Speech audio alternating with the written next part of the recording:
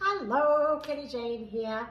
So another thing that you can use during your gut cleanse, or if you just want to clean up your diet and you're wanting to remove some processed foods, such as cereals. There is no such thing as a healthy cereal. They're all processed and offer very little, if no, nutritional value at all.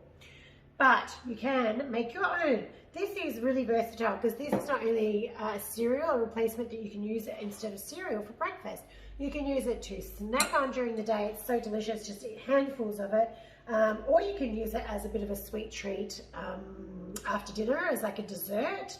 You can put it with some yogurt or coconut yogurt or fresh cream. You can add milk to it to make it more like a cereal. You can eat it on its own. You can just have it as a snack. You can put it with some fresh fruit. It's really versatile.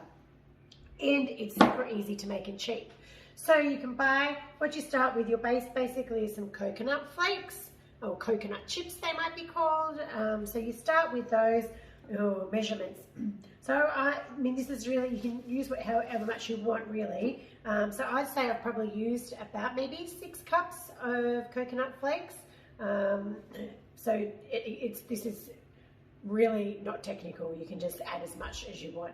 But yeah, maybe a few cups of coconut flakes. And then I like to add in some lovely dried fruit, which when it goes into the oven, caramelizes and makes it really delicious. Particularly I use dates and figs, dried dates and dried figs. I've also added some, what are these called again? Mulberries. So little tiny mulberries, if you can see those.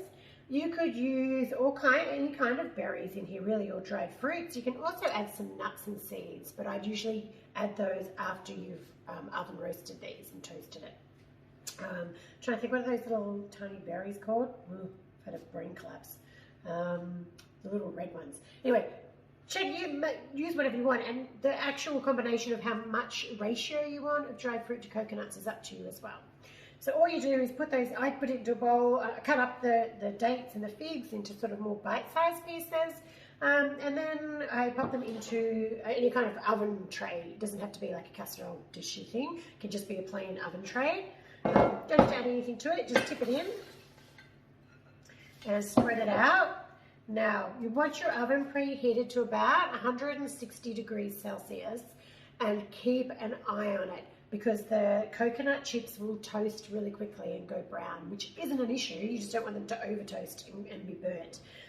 So as you're cooking it, maybe every 5 minutes or so, get in and give it a good stir, like use a spatula or whatever you would normally use, to just give it a stir and move the coconut chips that are underneath to the top of the tray so that they all get toasted quite evenly. It would be my suggestion. So I'm going to pop that in now, and then I will show you how it comes out and how delicious it is.